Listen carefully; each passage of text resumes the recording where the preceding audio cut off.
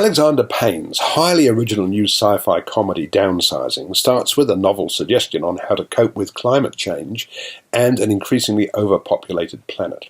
A Norwegian scientist, Dr. Jørgen Absjordsson, Rolf Lassgard, has devised a formula to reduce the size of a human being from 2,744 to 1, and as he announces at a conference on human sustainability in Istanbul, he's experimented on himself. He and his wife are now no bigger than a finger. The advantages are clear. Minimized people make a smaller footprint on the planet, take up less space, consume less food. And for these little people, everything will be cheaper because the houses in which they live will also be smaller. The process is irreversible, though. Once downsized, there's no going back. A few years after the scientist's earth-shattering announcement, and without government involvement, private enterprise has taken up the challenge in a big way, creating little communities like Leisureland to house the miniature citizens. Downsizing has become a streamlined, assembly line process, though there is the occasional accident. One poor fellow's head exploded, we're told, because of his gold teeth.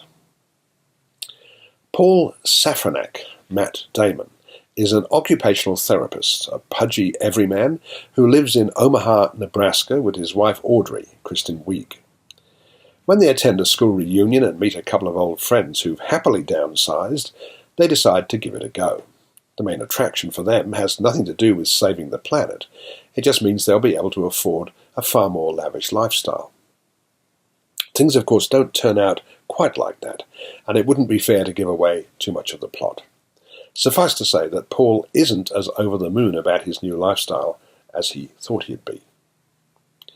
Alexander Payne is a superb filmmaker, as anyone who's seen his earlier work, including About Schmidt, Sideways, and Nebraska, will testify.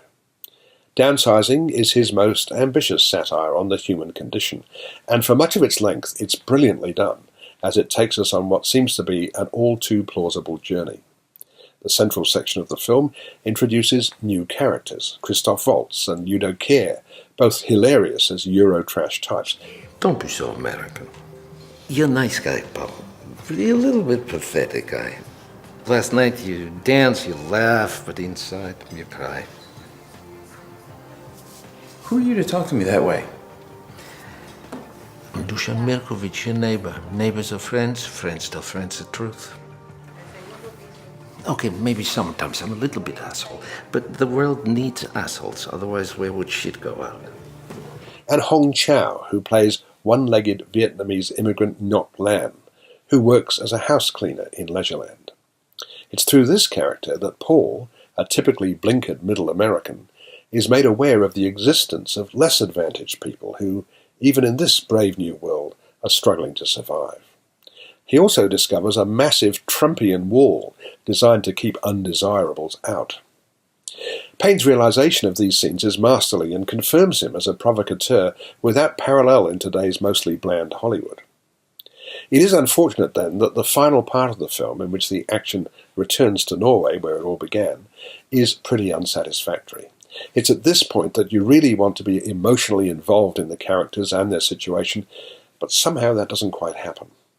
It also extends the film's running time needlessly to the 2.25-hour mark. Despite this, Downsizing is a must-see film this summer. Perhaps its flaws seem greater because the entire enterprise is so bold, so imaginative, so funny, troubling, and daring. You want it to be a masterpiece, but it does fall a little short. I'm giving it 3.5 stars.